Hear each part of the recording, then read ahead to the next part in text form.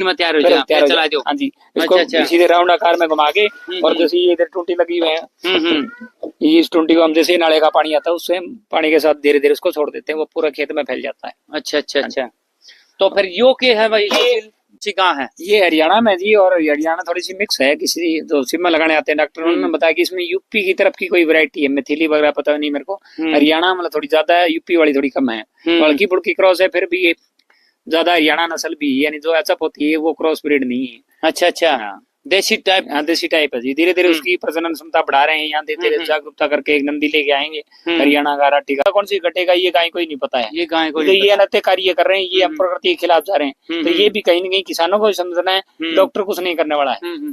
तो किसान साथियों, भाई सुशील जी गांव भी बांध रहा है, और जिसने भाई दर्जा देवा पे माँ का, गाय माता का दर्जा देवा है, और गाय का इसने डबल फायदा ले रखा है। एक तो दूध देवा है, बिल्कुल, और दूसरा नंबर फिर इसका गोबर भी काम ले रहा है अपनी फसल में। गौमूत्र भी आता है, गौमूत्र भी आजे है, इसका है सारा सौदा आजे है, पूरा फायदा उठा रहा है। जो थार पर का थोड़ा सा मिक्स है उसकी बच्ची है, सिमन आया उसके साथ आई थी। मैं हिसार 7 रोड से प्रत्येक यानी भाई कर गए हैं, जो कि अच्छे गौपालक हैं, और वो गाय को विकास के लिए उन्होंने अपनी गौशाला भी खोल रखी। जो लंगड़ी लुल्ली अंधी होती है, जो मार्केट में कहीं के नुकसान कर देते हैं लोग, वहां से लेके वो उसको जब मूल स्वरूप में लेके आते हैं, फिर किसानों को देते हैं। तो ये 860 नंबर बुल की बच्ची है, अभी 1 साल से तो 1 महीने ऊपर हुई है। और इसको जब आगे इसको खाकड़ या सिमन जो लगवाएंगे तो बढ़िया हरियाणा का ही लगवाएंगे, ताकि अगली जो प्रजननी है बढ़िया निकले, बढ़िया निकले। हाँ जी। तो भाई यो नंदी महाराज है, हाँ जी, इनका नामकरण किया हुआ जी। ये इसका नाम शंभू रखा हुआ है, शंभू। इसका नाम राधा रखा हुआ है, उसको माता का नाम लक्ष्मी रखा हुआ है। अच्छा अच्छा, इसका नाम मैंने महादेव किया हुआ है। महादेव, हाँ जी, सबके नाम टेक दिए। उसका मैंने पार्वती रखा हुआ है। ये महादेव और पार्वती से संबंधित मैंने नाम रखे हुए हैं, और महादेव और पार्वती से इस दुनिया में ऊपर कोई है ही नहीं। पूरे ब्रह्मांड में अगर कुछ है, संसार को रचाने वाले वही हैं, विध्वंसक वही हैं, उनसे ऊपर कुछ भी नहीं है। ठीक बात, उनकी कृपा मेरे पर प्योर है। 2020 के बाद प्राकृतिक खेती ने और गौ माता ने मेरे को बहुत कुछ दिया है, और आज मैं बहुत बड़े लेवल पर लोगों को स्वस्थ करने में भी कार्य कर रहा हूँ। लोगों को हर तरह की बीमारी से बचाने का प्रयास भी कर रहा हूँ।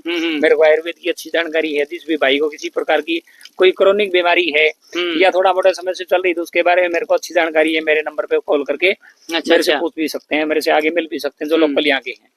चलो फिर, हाँ भाई किसान साथियों, ये सुन ली भाई सुशील की बात, ये दिखावांगे यहाँ पे भाई उस ड्रामा में। और 500 लीटर की एक टंकी रखी है भाई ने, उसका है के गेड़ा है, और भाई फसला ने के देवा है। जो प्राकृतिक खेती करा है ना भाई, उसमें थोड़ा खेचड़ा तो हुआ है, फिर नु है भाई दुकान पर कौन चढ़ना पड़ता ना, दुकान का कर्जा होता। तो ये दिखावांगे भाई सुशील ने ये ड्राम में। हाँ भाई, यो के है, ये गौमूत्र है जी, ये गौमूत्र है। ये प्राकृतिक खेती में मेरे को अभी बदलपुर यूनिवर्सिटी से या TU से मेरे को मिला है। अभी एक कॉल, ये देखिए, ये गौमूत्र है गाय का भाई। गौमूत्र की इतनी एक खास विशेषता होती है, जितना पुराना होता जाएगा ना उतना बढ़िया उसका मूल स्वरूप बढ़ता जाएगा। तो गौमूत्र को जितना पुराना रखे, 10 साल 15 साल 20 साल पुराना, तो जितना ही बढ़िया रहेगा। गौमूत्र को ताजा जैसे ही उपयोग आज लिया तो आज उपयोग ना करें, गौमूत्र को थोड़ा पुराना होने दे। कितना पुराना होने दिया? पुराना 1 महीने 10 दिन 15 दिन तो कम से कम होने दे। कम से कम किसान के पास नहीं है तो यूज तो करना ही पड़ेगा। अगर 6 महीना का गौमूत्र दरिया खराब नहीं हो जाए? नहीं, गौमूत्र में ऐसी खुद के ऐसे बैक्टीरिया होते खराब, उसमें क्या, वो तो खुद एक गौ माता की देन है। उसमें खराब होने वाले कोई भी कीड़ा वगैरह नहीं लगता है। कोई भी कीड़ा किसी को ढक के रखने की होती है, उसको खुले स्वरूप में रख सकते हैं, और कितना भी रख सकते हैं, कितना भी रख सकते हैं। अच्छा, खुला छोड़ो चाहे कोई मतलब नहीं है, वो तो प्रकृति का जी, गौ माता की देन, उसमें कोई प्रकार का बैक्टीरिया लगेगा नहीं, वो खुद अपने आप के अंदर एक वरदान है। ठीक बात है। तो देख लो भाई किसान साथियों, कई काग रहना भाई गौमूत्र ना कितने दिन रखा, कितना हो, चाहे 1 साल हो जाओ 2 साल भी हो जाओ, कोई बात, जितना पुराना होता है उतनी उसकी क्वालिटी बढ़ जाएगी। जैसे घी होता है, जितना पुराना रखते जाएंगे उसका गुणधर्म बढ़ता जाएगा। लेकिन अगर जी घी इतना दिन रख लिया, उसके ऊपर वो सियाल आ गया, सियाल नहीं आता, वो खुद का घी का गुणधर्म होता है। तो ये डीकम्पोजर है जी, ये देख लो भाई किसान साथी, जो डीकम्पोजर का कल्चर है जी। ये जमीन के अंदर किसी प्रकार का जो गलाने का काम करता है, जो कि घास फूस वगैरह होता है, उनको गला के जमीन को पोषण देने का कार्य करता है। अच्छा अच्छा, ये अमित कुमार जी महिला भिवानी से, उनसे मैंने ये कल्चर लिया था। इसमें 1 किलो गुड़ डालना होता है, 200 लीटर पानी उससे तैयार हो जाता है। अच्छा अच्छा, फिर इसने बर्त लो और फिर तैयार कर लो। उसमें जैसे 10 लीटर कम रहेगा, उसमें 1 किलो गुड़ और डाला और 200 लीटर पानी डाल के 8 दिन में फिर तैयार हो जाता है। 8 दिन में तैयार हो जाता है, चला दो। हाँ जी, इसको सीधे राउंड आकार में घुमा के, और जैसे ये इधर टूटी लगी हुई है, ये इस टूटी को हम जैसे नाले का पानी आता है उससे पानी के साथ धीरे धीरे उसको छोड़ देते हैं, वो पूरा खेत में फैल जाता है। अच्छा अच्छा अच्छा, तो फिर यो के है भाई, बंसी गिर गौशाला का कल्चर है, जो कम से कम 100 प्रकार के इसमें जीवाणु हैं। उन्होंने 100 प्रकार के 100 प्रकार के, जैसे एक वो डब्बत है, ये देख लो भाई किसान साथियों, ये बंसी के गौशाला के वहाँ के अध्यक्ष है जी गोपाल भाई सुरतिया। उन्होंने कई गायों के पंचकव्य से निर्मित करके उसमें इस तरह के जीवाणु तैयार किए हैं जो कि नाइट्रोजन का भी काम करते हैं, फंगीसाइड का भी काम करते हैं, मैग्नीशियम का काम करते हैं, सल्फर का भी काम करते हैं। 110 प्रकार के जीवाणु इसके अंदर हैं जो कि जमीन को बहुत बढ़िया उपजाऊ बनाने का काम करते हैं। इसमें केंचुओं की शक्तिया भी बढ़ती है, कंपोस्टिंग का भी काम करता है, आपका फंगस को भी रोकता है। तो ये हम हवा के जरिए भी दे सकते हैं, स्प्रे के जरिए, और पानी में भी दे सकते हैं, पानी में भी दे सकते हैं। इससे गोबर को कंपोस्ट भी कर सकते हैं। ये कई तरह का मल्टीपर्पज में काम आता है।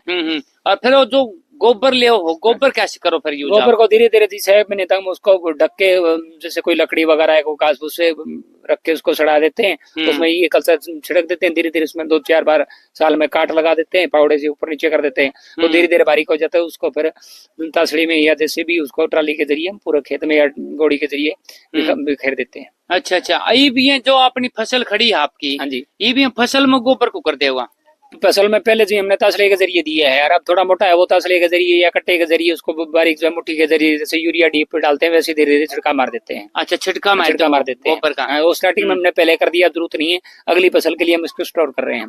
अच्छा, पहली फसल में जो दिया था आपने, वो कितना दिया था? एक उसका कोई अनुमान नहीं होता जी, जितना हमारा गौ माता करती है ना, वो एक एकड़ में जैसे 2 ट्राली 3 ट्राली वो हर बार देते रहते हैं। उसमें घास फूस सड़ाते रहते हैं, कोई जितना मर्जी दो उतना ही जमीन के लिए बढ़िया है। अच्छा, मतलब फालतू पड़ जाए तो कोई दिक्कत नहीं है जी, वो तो जमीन के लिए पोषण है, वो हर बार आपके जमीन को प्राकृतिक करता ही जाएगा, कितना ही गोबर डालें कोई दिक्कत नहीं है। अच्छा, जिस तरह हर बिना जितना यूरिया देवा, हर बिना यूरिया देवा पे नुए हर बिना अगर 2-4 बोरे दे और भी देना जी, मैं तो स्टार्टिंग में एक बार 6 महीने दे दिया, थोड़ा मोटा होता तो बीच में दे देता हूँ, अदरवाइज 6 महीने के लिए कटा स्टार्टिंग में दे देता हूँ जब फसल बोते हैं। बीच में कोई देने की जरूरत नहीं होती। अगर बीच में देवा तो कोई दिक्कत है? ना कोई दिक्कत नहीं होती। ये तो एक जमीन का कंपोस्ट है, खाद है, उसमें कभी दे सकते हैं। कभी जैसे हम दूध लेते हैं, घी लेते हैं, कोई प्रोटीन लेते हैं, दालें लेते हैं, सब्जियां लेते हैं, तो ये तो जमीन के लिए पोषण है।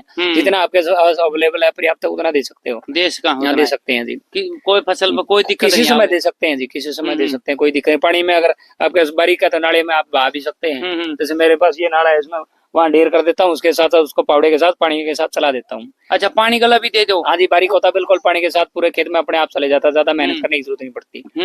तो इसी तरह गोबर को, गौमूत्र को, जितने भी मेरे पास कल्चर है उनका पूरा खेत में रूटीन में हफ्ते के साथ करता रहता हूँ। तो किसान साथियों, भाई सुशील कुमार ने भाई पूरी जानकारी दे दी है। भाई प्राकृतिक खेती कुकर शुरू करनी है और कुकर करनी है और के डालना है, सारी जानकारी आपने मिल गई है। ये भाई कुछ सुशील भाई साहब किसान ना खातर कोई जरूरी टॉपिक हो तो किसान ने बताए। किसानों के लिए यही है जी, प्राकृतिक खेती अगर किन्हीं के पास कितनी भी जोत है, अगर कम है तो अपने अकॉर्डिंग अपना अनाज तो कम से कम वो पैदा करे, ताकि खुद मार्केट के केमिकल से बचे और अपने शरीर को बचाएं। अपनी जितनी भी जमीन की चारों तरफ की बाउंड्री, उन पर ज्यादा से ज्यादा पौधे लगाएं। पौधे लगाने से हमारे जितने भी प्राकृतिक जीव जंतु हैं वो खेत में हमारे आएंगे। जो हमारा जमीन में किसी प्रकार का अपशिष्ट आ रहा है या किसी प्रकार का कोई रोग मच्छर आ रहे हैं, तो वो चिड़िया है, तोते हैं, कबूतर उन पेड़ों पे आएंगे और वो आपका जो स्प्रे का खर्चा बचा देंगे। पेड़ काट के, और जी हमारे पेड़ बाउंड्री पर रहते, नमी आती है, हमारी जो खेत की पैदावार घटती है, तो ये भी बहुत बड़ा भ्रम है। हम रूटीन में ये धीरे धीरे प्रयास कर रहे हैं कि ज्यादा से ज्यादा पौधे हो। जहाँ भी मेरे खेत में पौधे, वहाँ कोई नुकसान नहीं। उल्टी का ज्यादा वहाँ पत्ते पड़ते हैं, ज्यादा उल्टी की खाद ज्यादा साधन होता है, तो वहाँ रोग कम आते हैं, वहाँ पैदावार भी ज्यादा हो रही है। तो जमीन के चारों तरफ बाउंड्री पे आपकी जो मेड़ होती है उस पे पौधे लगाएं, मेड़ को सुरक्षित बड़ा करें, ताकि आपका खेत का पानी है वो बाहर ना जाए, जो बारिश का पानी हो उसके अंदर ही सेफ रहे।